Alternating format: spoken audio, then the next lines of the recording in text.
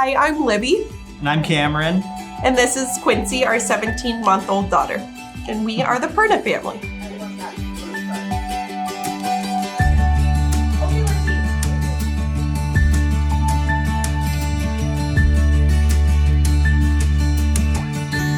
Welcome to the 2024 Annual Makers of Change Assistive Technology Challenge. I'm Beth Rank, and I'm the occupational therapist here at the Southwest Human Development ADAPT Shop. And I'm here with Jennifer. I'm Jennifer Blaine-Kristen, faculty in Arizona State University, Fulton Schools of Engineering. I've also been a member of the Makers Planning Committee since it began 7 years ago. We're here to share the 2024 Makers of Change Assistive Technology Challenge with all high school students who choose to apply. We would like to first thank our sponsors who have made the 2024 challenge possible, and they include AstraZeneca, APS Foundation, Avnet, Copper Point Insurance Companies, and Mountain America Credit Union. Today we will be sharing with you a little bit about Quincy, her therapy goals, the current assistive technology, your challenge, the deliverables, helpful tips, and key dates. One thing that makes Makers Challenge unique is the fact that we're basing it off an actual child who has received services from Easter Seals Southwest Human Development. Through the ADAPT Shop, any family with a child under the age of 5 can visit the shop for the fabrication of supportive equipment. Beth, can you tell us a little bit more about our featured child? Sure. So our child this year is Quincy. She was born in January of 2023. Her parents are Libby and Cameron, and she was diagnosed with Lee's disease with a COX deficiency at about 3 months of age by a brain MRI. So just to tell you a little bit about Lee's disease, it's a mitochondrial disorder, and it does not have any cure. It's caused by an inherited mutation in the DNA, and the mitochondria are the main thing that are affected, and those are powerhouses within the body. So it can kind of have a wide-reaching effect on a little person's body between her GI system, her breathing, her movement. And so you'll kind of see those things when you see the video of Quincy. I understand that Quincy has made her first visit to the ADAPT Shop in January of this year in search of head and neck support. That's correct. We saw her in January of 2024. She was still struggling with having a supportive seat that could hold her head upright. With Quincy's diagnosis of Lee's disease, there are some challenging symptoms that she lives with. Quincy has low muscle tone or hypotonia. Quincy requires a G-tube feeding that are given continuously throughout the day. She doesn't take any food by mouth at this point. Quincy also has seizures and nerve pain for which she takes daily medication. Despite these challenges, Quincy loves interacting with her parents and being involved in everything that they do. Activities they do together include swimming, exploring the neighborhood, and spending time with family. She loves her motorized toy car and playing with balloons. She does. She just got that toy car. Daily life with Quincy, it's a lot of medical management, obviously, but there are things that she enjoys that we try to incorporate in every day, such as going on walks. She likes to swim, so we even do that with Foundation for Blind Children, who she's a member with. We also, she likes to cuddle, and she'll let us know when she wants to cuddle. She likes to watch Mickey Mouse Clubhouse. She just loves being around people and out in the community. She loves being in the action. She doesn't want to miss anything that's going on.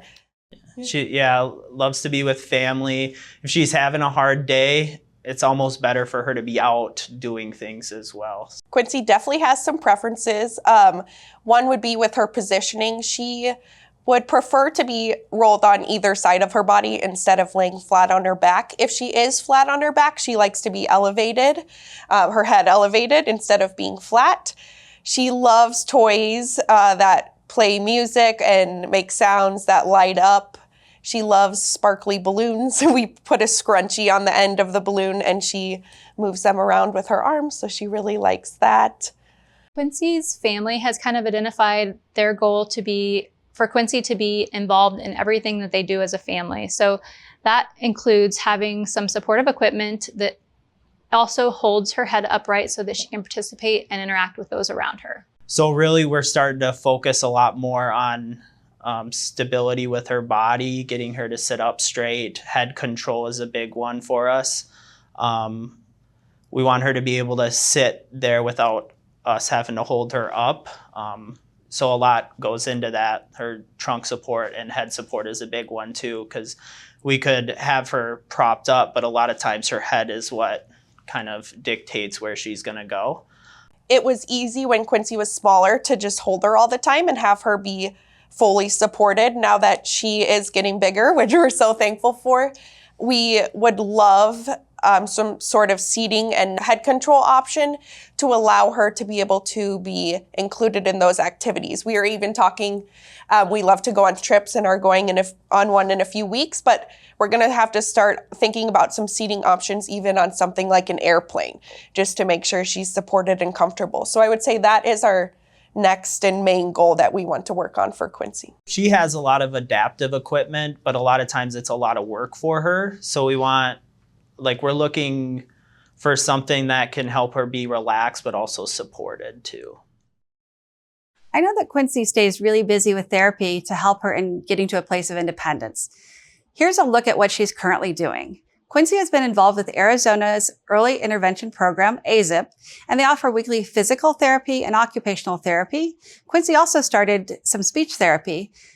Quincy has vision therapy twice a month, and she's still being evaluated by the vision team, but the initial observation shows that her vision is best in the lower planes, which may be part of the reason that she tends to tilt her head backwards. I met the Pernas through Arizona Early Intervention, AZIP, and I was assigned to be their physical therapist based off of their zip code, and I've been working with them for almost a year. AZIP is a state-funded program. It stands for Arizona Early Intervention Program, and this helps families who have children who are significantly delayed in any area of development receive free in-home services, which would include physical therapy, occupational therapy, speech therapy, developmental instruction, and then they also can qualify for hearing and vision therapy services. And this program lasts from birth until they turn 3, and it really helps empower families to be more involved with their child's therapy versus a standard outpatient therapy setting where you would drop your child off, the therapist does the therapy, and then you pick them up and you get a 30-second report. This really empowers the parents and the caregivers to be in part, the therapists themselves, and we really see exponentially more progress through this program. When I first met Quincy, we had a lot of medical management that had to be done, so a lot of follow-up with different specialists, figuring out if her medication was going to make her too drowsy, seeing if her breathing was appropriate to do activity. We've used the Adapt Shop as well to try different pieces of durable medical equipment. We've ordered other equipment through AZ Tap and just trying to get other devices to make Quincy's participation in daily life a little bit easier for her. Quincy's therapy goals are to improve her head and neck strength and be able to make choices by either looking at them or touching them, and then improve her tolerance to be in an upright position rather than enjoying her time laying on the ground. We want to get her up and be able to participate with her peers and her family members without being extremely fatigued. Quincy just got her DMO, which is a dynamic movement orthosis, and it's a custom-made piece of equipment that we would use for a child with low muscle tone. And it kind of does the job of the therapist or other positioning devices so that the therapist can have 2 hands free to help engage the patient as well. So it takes the pressure off of the therapist and it helps engage the child as well, so they're doing less work and they're having more energy to spend playing during the therapy session. Assistive technology is really helpful for kids like Quincy because it takes a lot of the guesswork and a lot of the physical work out of the therapy sessions and out of her educational goals. So instead of wondering, oh, can we prop her up with this? Or, oh, can we try this other game or toy, and just trying all these different avenues. We have equipment that's already been prefabricated or custom made to kids like Quincy So that way we take a lot of that extra time out of the therapy session and just focus on her specifically, because the hard work is getting done by the assistive technology.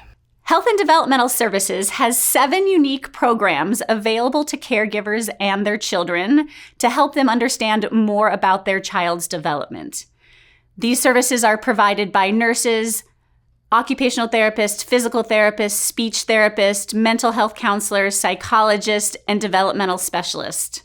These programs and services are provided in a variety of settings throughout the community and are designed to support the family in whatever priorities and activities are important to their families.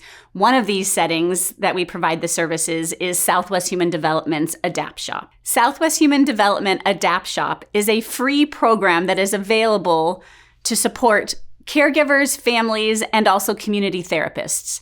The goal of the Adapt Shop is to provide a space where families can come and explore available adaptive equipment, as well as have custom-made equipment designed specifically for their child and to meet their child's needs. We had no adaptive equipment before we came here, and everybody here has just provided us with so many resources, truly changed the quality of Quincy's life, which is most important for us as her parents. But she's made so much progress because of the equipment that we've borrowed from the Adapt Shop, and we never knew there was an option for her to stand and watch TV or play with her toys. So it's just really opened our eyes to all of the options that there are for children with special needs, and it's just been the most wonderful resource. She has a chair from the Adapt Shop that has amazing trunk and neck support. It has a tray on it, so she loves suction toys, spinny toys. So she is able to sit fully supported. She can look around the room because her head is supported, so she's not just looking up or down. So that's been great. We have a standing device because Quincy doesn't stand on her own. The standing device allows her to stand up and work on her strength, which is great.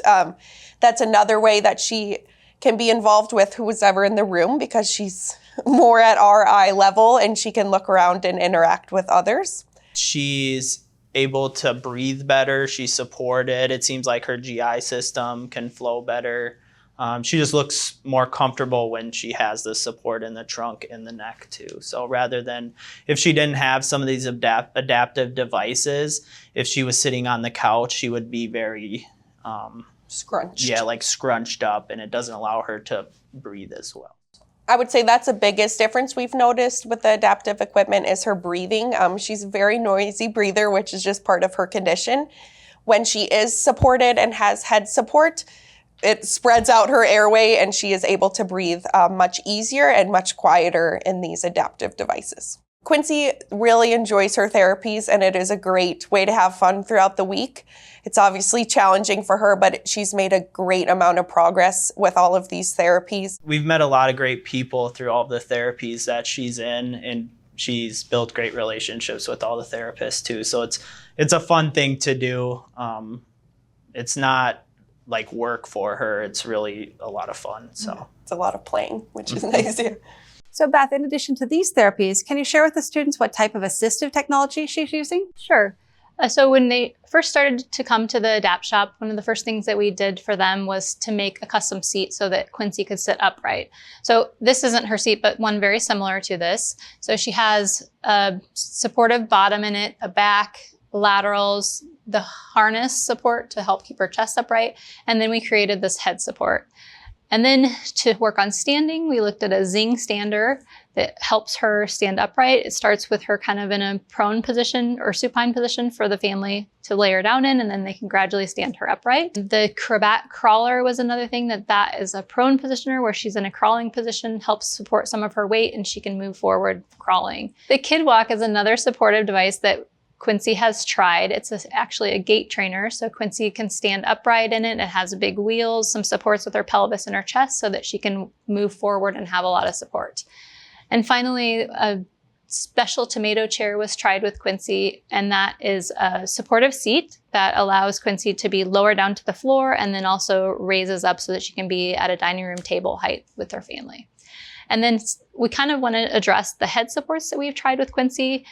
As you can see in the adapt chair, we did put a custom head support on this that we made with her measurements. It kind of has a supportive back in here, holds a little bit of her occiput, and then has the supports that come along her jaw. In addition to this head support, she's also tried a Hensinger collar, which is kind of like this one right here, goes around, it's all soft, made of foam, goes around the neck, comes under her jawline, and then comes and clips in the front to support the head.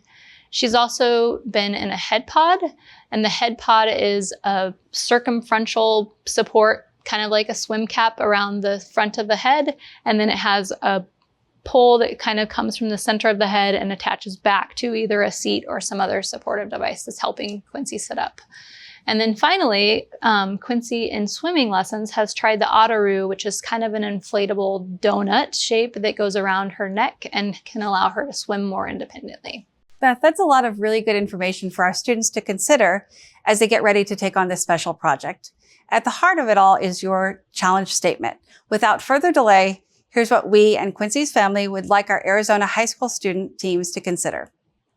We invite you to listen to Quincy's story, identify an activity that is important to Quincy and her family that is currently limited due to poor head control.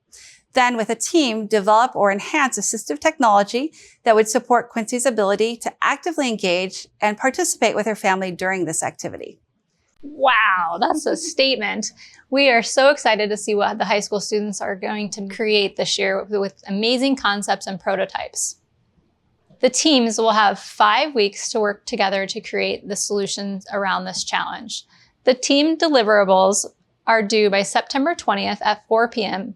All the teams will submit a 5-minute video and digital poster explaining their solution, but leading up to the submission date of September 20th, we will be providing support and guidance as teams request it.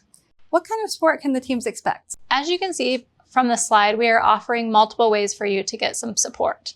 We have a challenge Q&A session on August 27th.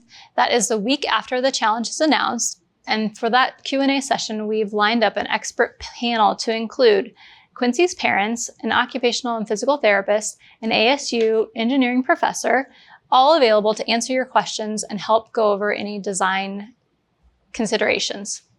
There are also going to be mentor meetings this year scheduled through September 3rd and 6th.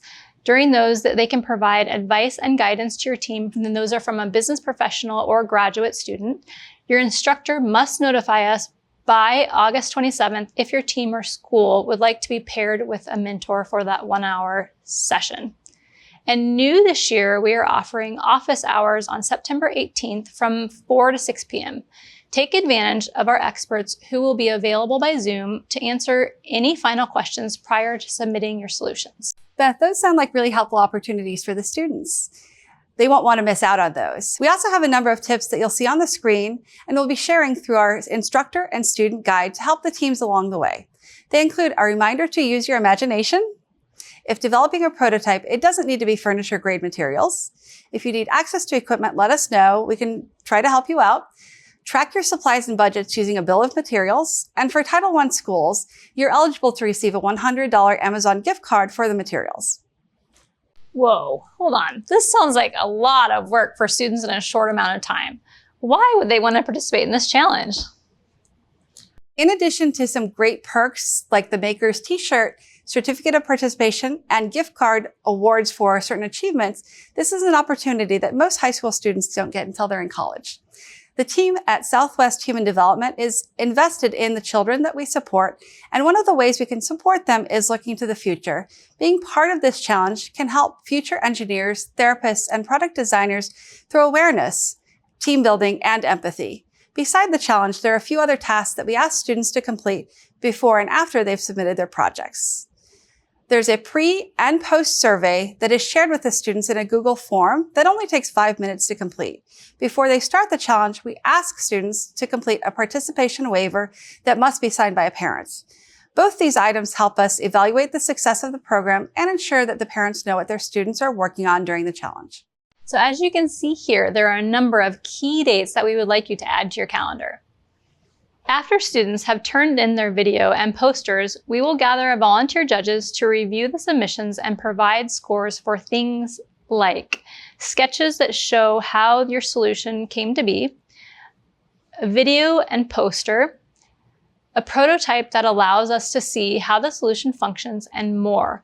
All of these areas for which you will be judged are included in the instructor and student guide. And then on October 18th, we have a finalist presentation that is the final showcase of the solutions that have received high scores upon a review by our judges. This is truly a celebration of what was designed to assist Quincy, and we invite teams and Quincy along with her family to attend this final event. We know that we have just shared a lot of information. Please watch this video again and read the full instructor and student guide if you're uncertain about your goal. We cannot wait to see what you will develop. I am most excited to see the students that participate in this challenge learn about Quincy and about her family. And I'm excited to see how they use their skills and knowledge and innovation to create something that will be impactful for her and for her family. Good luck, makers!